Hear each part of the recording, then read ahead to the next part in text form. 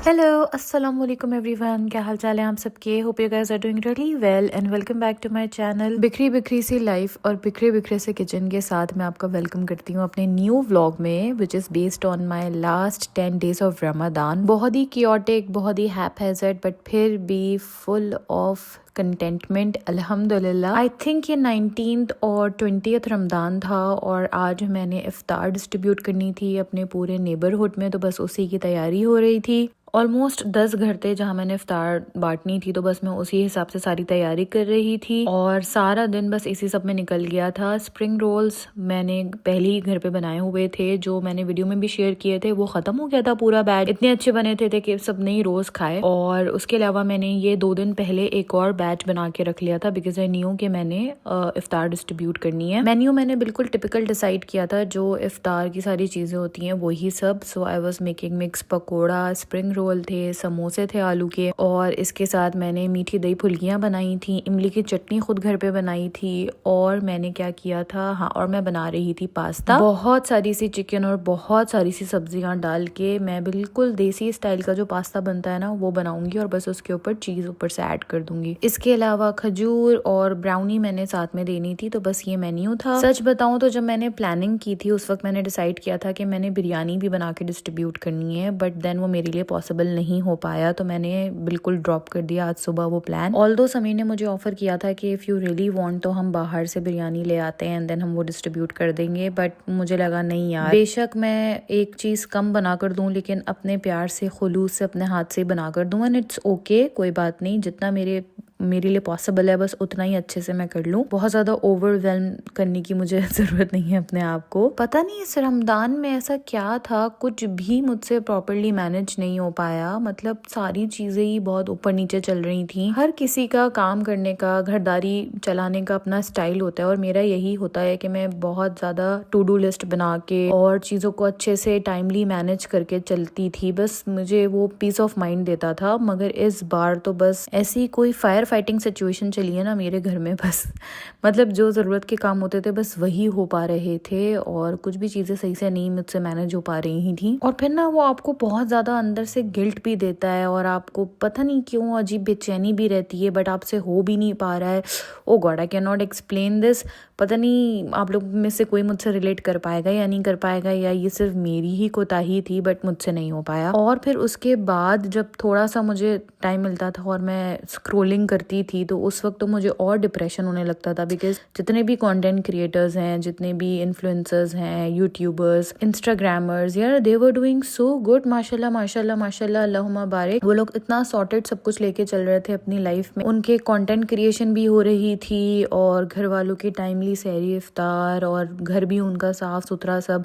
I don't know कैसे हो रहा था यार, मुझसे तो नहीं हो पाया बिल्कुल भी इस दफा। इतनी प्लानिंग करके रखी हुई थी मैंने कि नहीं बस अब मैं रेगुलर पोस्टिंग करूंगी और मैं कंटेंट बनाऊंगी और सहरी टू इफ्तार रूटीन शूट करूंगी। और शुरू में मैंने 2-4 रमजान ट्राई भी किया, मगर फिर मुझसे घर इग्नोर हो रहा था एंड देन इब्राहिम इग्नोर हो रहा था, क्योंकि यार एक वीडियो को एडिट करने के लिए आपको अच्छा खासा टाइम चाहिए होता है, और उसके अलावा वॉइस ओवर के लिए आपको बहुत सुकून वाला एनवायरनमेंट चाहिए होता है, बिल्कुल भी शोर शराबे की आवाज ना आए, ताकि बिल्कुल प्रोफेशनल और अच्छा वॉइस ओवर हो। तो बस सहरी, इफ्तार, घर के काम और ये सब तो चले, बहुत दुनियावी बातें हैं यार। मेरी इबादत इस बार नहीं हुई रमजान में, मुझे इतना गिल्ट है। This is the very first Ramadan जिसमें मैंने बिल्कुल भी ध्यान नहीं दिया अपनी इबादत पे, और बस इतनी तेजी से ये निकल गया, पता भी नहीं चला कब शुरू हुआ कब खत्म हो गया। बट इस बार ना बहुत डिफरेंट वाइब्स थी रमजान की। रमजान मुझे बिल्कुल भी रमजान की तरह नहीं लगे, और पता नहीं, ये मेरी दिल की बात है, ये मेरी फीलिंग्स हैं, आप लोग इसे डिफर कर सकते हैं। शायद ये इसलिए भी हो रहा था बिकॉज दिस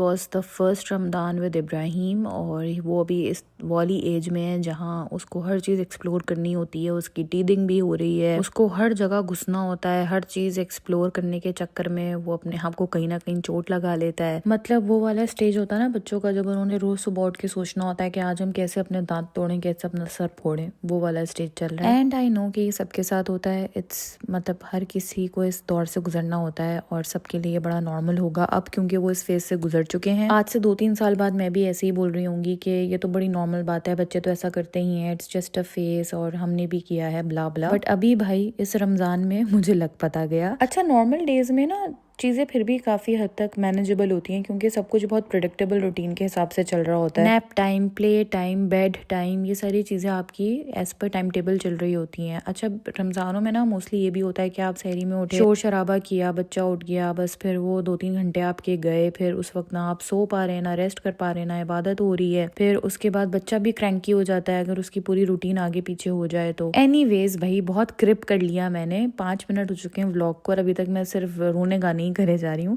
अल्हम्दुलिल्लाह, अल्हम्दुलिल्लाह फॉर एवरीथिंग। लाइफ बहुत अच्छी है, अल्लाह का जितना शुक्र अदा करें उतना कम है। बहुत बहुत अल्लाह ताला ने नवाजा है। और इस रमजान में एक चीज जो मैंने बहुत कसरत से की है वो है अल्लाह ताला का शुक्र अदा करना। चलते फिरते बस अपनी नेमतों के ऊपर जितना शुक्र अदा करें हम कम हैं। हमें अपने अमाल के हिसाब से मिले तो अल्लाह ताला शायद हमें कुछ भी ना अदा करें। और जी, हमारी इफ्तारी बिल्कुल तैयार हो गई थी, बस अब हम जल्दी जल्दी से बॉक्सेस बना रहे थे। उसमें समीर और अम्मी मेरी हेल्प कर रहे थे क्योंकि अब टाइम बहुत कम रह गया था। मेरे अंदर ना मसले भी बड़े हैं यार। अब मुझे अगर इफ्तार डिस्ट्रीब्यूट करनी थी तो मैं आराम से आधे घंटे पहले हर चीज तैयार करके भिजवा सकती थी, लेकिन नहीं, अब मुझे गरम गरम सबको सर्व करना है ताकि बस गरम गरम फ्रेश फ्रेश सारी चीजें जाएं, बिल्कुल भी सौगी ना हो चीज़ें, टेस्ट उनका बिल्कुल फ्रेश फ्रेश हो ताकि खाने वालों को मज़ा आए। और बस 5-10 मिनट पहले इफ्तार के उन्हें मिले ताकि वो फ्रेश फ्रेश ये प्लेटर एंजॉय करें। तो भाई इस चक्कर में फिर हर चीज़ मैंने उसी वक्त फ्रेश फ्रेश बनाई है। और पूरा रमज़ान मैंने अपने लिए ये इमली और सौंठ की जो खट्टी मीठी चटनी होती है नहीं बनाई, बस गुजारा किया रेडीमेड वाली पे जो बाहर से मिलती है। बट आज मैंने ये भी बनाई थी क्योंकि बस वही ना कि मेरा दिल चाहता है कि जो चीज़ करो फिर वो सही से करो वरना ना करो। पास्ता पे चीज़ भी हमने बिल्कुल उसी वक्त फ्रेश फ्रेश ऊपर डाल के माइक्रोवेव करी ताकि वो हल्की सी मेल्ट हो, हल्की सी दिखे। और पापड़ी भी हमने ऊपर से साथ रख के दी, अगर किसी ने ऐड करनी है तो करे, वरना पापड़ी भी ना सौगी हो जाती है। मतलब जितना थॉटफुल होके मैं ये बना सकती थी वो मैंने बनाया ताकि खाने वाले एंजॉय करें। और ये हमारा इफ्तार प्लेटर बड़ा अच्छा सा तैयार हो गया था। बस हमने इनको अलग अलग बैग्स में हमने डिस्ट्रीब्यूट कर दिया था। और ये एक बैच जो मैंने बनाया बस वही रिकॉर्ड करवाई क्योंकि उसके बाद टाइम बहुत कम था, तो बस हमने जल्दी जल्दी बाकी बैचेस बनाए। और बस फिर यही सब हमारी भी इफ्तार थी। हमने अच्छे से इफ्तार करी और अल्लाह का शुक्र अदा किया।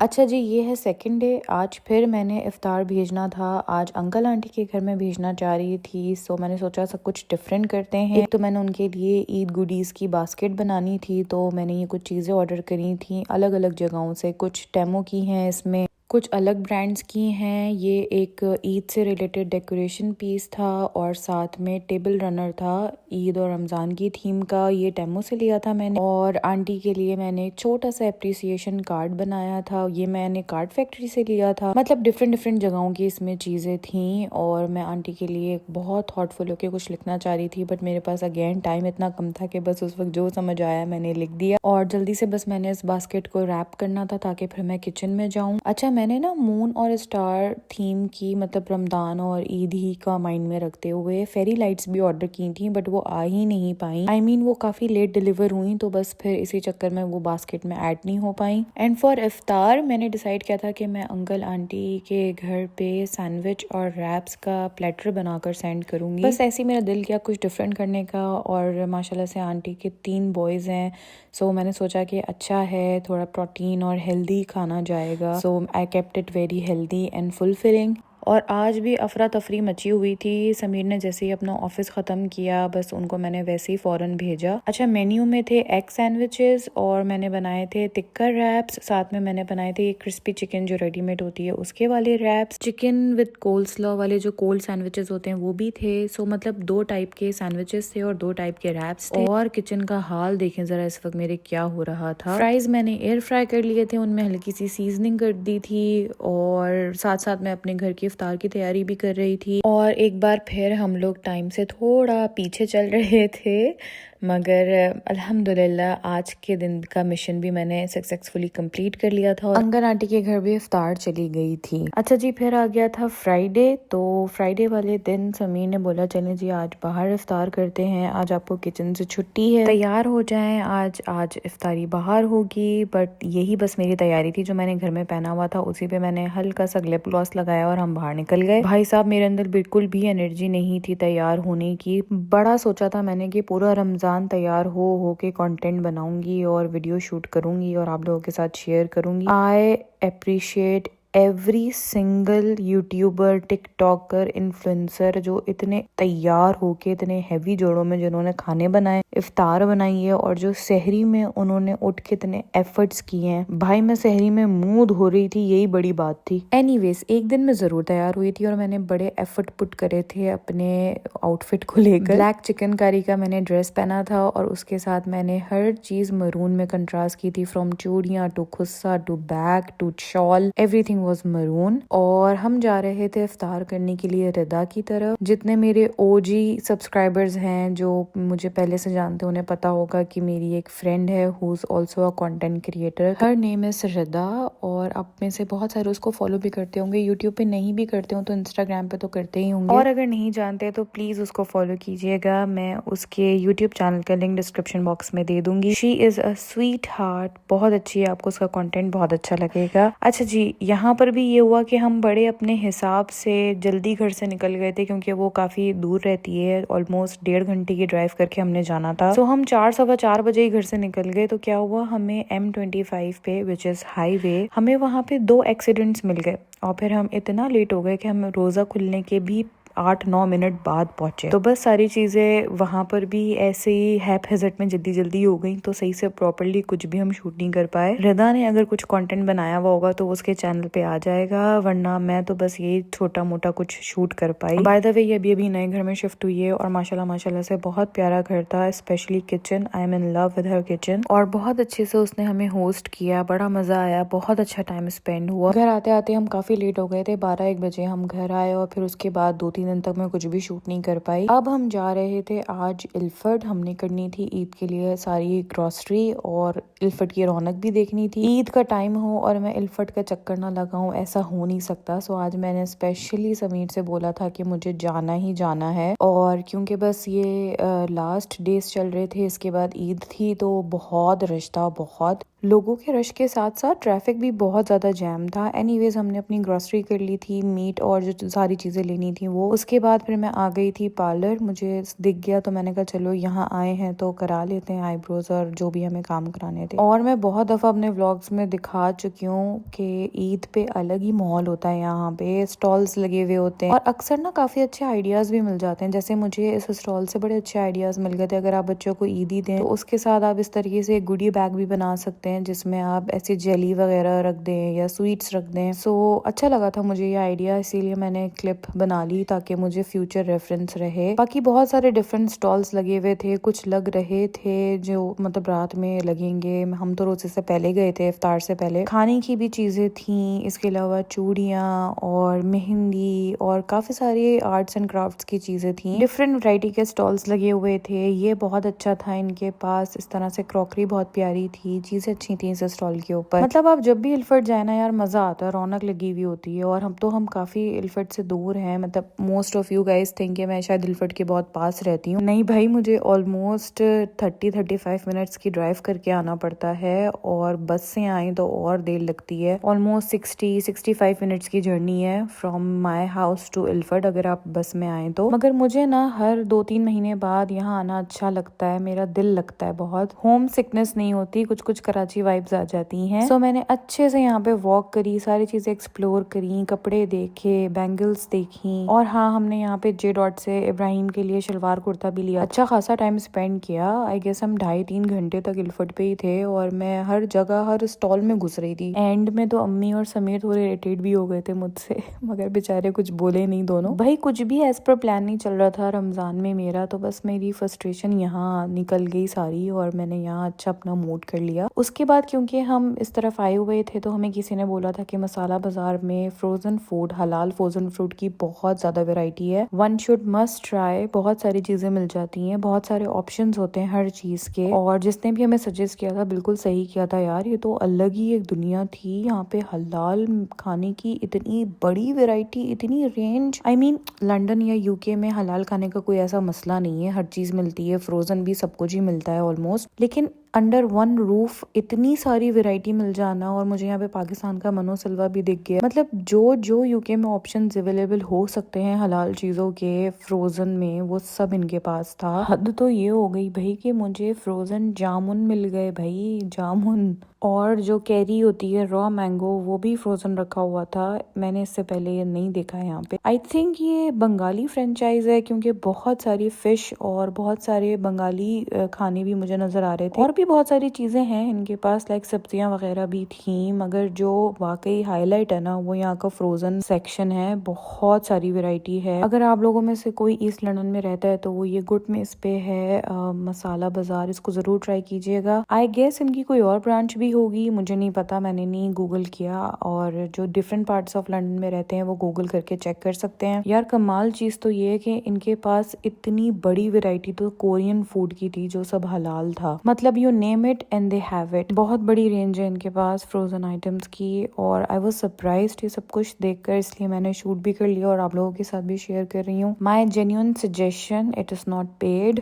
अगर आप लोग चाहें तो जरूर एक दफा विजिट कीजिएगा। एनीवेज, हमने यहाँ से काफी सारी चीजें ले ली थी, जो जो हमें चाहिए थी, और जो नहीं भी चाहिए थी वो हमने ले ली, क्योंकि बहुत टेम्पटिंग लग रहा था सब कुछ। इनके पास ये हलाल सर्टिफिकेशन भी जगह जगह लगे हुए थे। अच्छा जी, अब उसके बाद आ गई है डायरेक्ट चांद रात। I was getting ready for a चांद रात इवेंट। इवेंट क्या था, बस हमारी सोसाइटी में गेट टुगेदर थी, ऑल गर्ल्स, लाइक ऑल खवातीन के लिए चांद रात का एक छोटा सा सेटअप किया गया था। अबीर ने अपने घर में किया था, सो आई वाज इनवाइटेड देयर। उसी के लिए मैं तैयार हो रही थी, तो मैंने सोचा चलें थोड़ा सा गेट रेडी विद मी कर लेते हैं और कुछ बातें भी आप लोगों के साथ कर लेते हैं। ज्यादा कोई एक्सपर्ट नहीं हूँ मैं मेकअप में, मगर जो भी प्रोडक्ट्स मैंने यूज किए हैं वो मैंने कोशिश की है आप लोगों को शो करा दूं। और कोई खास टेक्निक्स वगैरह तो मुझे कोई आती नहीं कि आप लोगों को सिखाऊं, बस गुजारे वाला मेकअप कर लेती हूँ। और क्योंकि I have dark circles problem, मुझे काफी ज्यादा आई बैग्स हैं, और ये जेनेटिक्स में मुझे मिले हैं। इनका कोई सोल्यूशन, कोई टोटका, कोई रेमेडी नहीं है। सो मेरे मेकअप में सबसे ज्यादा टेक्निकल पार्ट वही होता है। मैंने डार्क सर्कल्स को कवर करना होता है, और उसी में सबसे ज्यादा मुझे टाइम भी लगता है। तो एक बार वो हो जाए ना, तो फिर मेरा मेकअप बड़ा झटपट वाला होता है। सो बस मेकअप के साथ साथ एक क्विक सी मैं हार्ट टू हार्ट कर लेती हूँ आप लोगों के साथ। यार मुझे कमेंट बॉक्स में आप लोग जरूर बताइएगा कि क्या आप लोगों का भी थोड़ा सा मोरल डाउन होता है जब आप लोग देखते हैं कि इन्फ्लुएंसर्स इतना ज्यादा एक्टिव हैं, they are handling everything so perfectly, और हर चीज इतने अच्छे से उनसे मैनेज हो रही है। मैंने ना कभी इस तरह से कभी सोचा ही नहीं किसी और का कंटेंट कंज्यूम करते हुए, बट इस बार पता नहीं क्यों मुझे इतना ज्यादा गिल्ट फील हो रहा था। सो आई थॉट कि मैं क्यों ना आप लोगों से सब कुछ डिस्कस करूं। Although I am also a content creator, और मैं भी व्लॉग्स बनाती हूँ, अपनी लाइफ आप लोगों को दिखाती हूँ, और मोस्ट ऑफ द टाइम्स मेरी भी चैनल पे आपको इस तरह का कंटेंट दिखता है कि how I manage things. But trust me, I try my best to keep things as real as possible. मैं कैसे हर चीज को लेके चलती हूँ, और मुझे लगता है कि यार मैं काफी हद तक तो काफी सुगर टाइप बंदी हूँ। मतलब मैं चीजें बहुत अच्छे से मैनेज कर लेती हूँ, और मतलब काफी सारा सुगड़ापा है मेरे अंदर। इस लास्ट एक मंथ में मेरी सेल्फ एस्टीम इतनी ज्यादा लो हुई है, और मैंने अपने आप को इतना सेल्फ डाउट किया है, क्योंकि मैं जहाँ जाऊँ, इंस्टा, टिकटॉक, यूट्यूब, हर जगह मैंने देखा है खवातीन इतना परफेक्टली तैयार हुई हैं, अच्छे अच्छे मेकअप में वो सहरी इफ्तार बना रही हैं, और शिफॉन और सिल्क के जोड़ों में वो कुकिंग कर रही हैं। और यकीन करें, मैं बिल्कुल भी उन्हें क्रिटिसाइज नहीं कर रही, मैं तो उन्हें एडमायर कर रही हूँ। लाइक मैं तो उनसे वाकई इन्फ्लुएंस होने की कोशिश कर रही हूँ। यार मैं तो जब भी कभी कोई तमीज के कपड़े पहन के कुकिंग करती हूँ ना, उसके ऊपर स्प्लैश ना आए ऑयल का, ऐसा हो ही नहीं सकता। और तो और मुझे तो यही डर लगा रहता है कि मेरे शिफॉन या सिल्क के जोड़े जल ना जाए आग के नीचे भैया। ऊपर से एज अ हिजाबी मुझे और भी ज्यादा ध्यान देना पड़ता है कि मुझे जब भी कंटेंट शूट करना है उससे पहले हिजाब सर के ऊपर लेना है। जैसे मैंने आप लोगों से बताया कि इस रमजान तो मैं अपनी इबादत ही मैनेज नहीं कर पाई, तो ये कंटेंट क्रिएशन तो मैं क्या ही करती। और तैयार होने की तो बिल्कुल ही कोई फुर्सत मुझे नहीं थी। सो मुझे बिल्कुल भी समझ नहीं आया मैं बहुत ज़्यादा सेल्फ डाउट में चली गई। इज दिस नॉर्मल कि आप लोग भी इस तरह से गिल्ट में जाते हैं और सेल्फ डाउट में जाते हैं, या ये सिर्फ मुझे फील हो रहा है? Although I am trying my best to stay positive, but still इस चीज़ ने मुझे इम्पैक्ट तो किया है यार। मुझे ऐसा लगा कि मैं रेस में बहुत पीछे हूँ, मुझे चीज़ें और टाइम और ज़्यादा बेहतर तरीके से मैनेज करने की ज़रूरत है, चाहे अब मेरी नींद सेक्रीफाइस हो या कुछ भी। ऑल्दो छोटे बच्चे के साथ वैसे ही नींद आपकी काफ़ी कॉम्प्रोमाइज होती है। सो प्लीज़ कमेंट बॉक्स में मुझे आप लोग अपने थॉट प्रोसेस भी ज़रूर शेयर कीजिएगा।